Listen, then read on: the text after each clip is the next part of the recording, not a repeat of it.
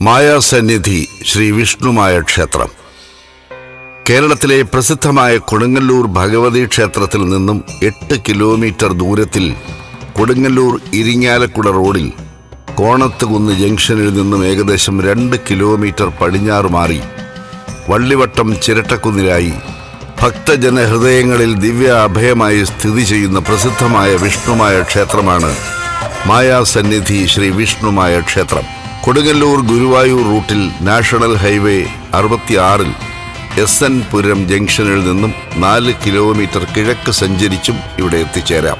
പരമശിവ പാർവതി തനയൻ സാക്ഷാൽ ശ്രീ വിഷ്ണുമായ സംഹാരമൂർത്തി ഭാവത്തിൽ ഉഗ്രമൂർത്തിയായി കുടികൊള്ളുന്ന ഏക വിഷ്ണുമായ ക്ഷേത്രം കൂടിയാണിത്.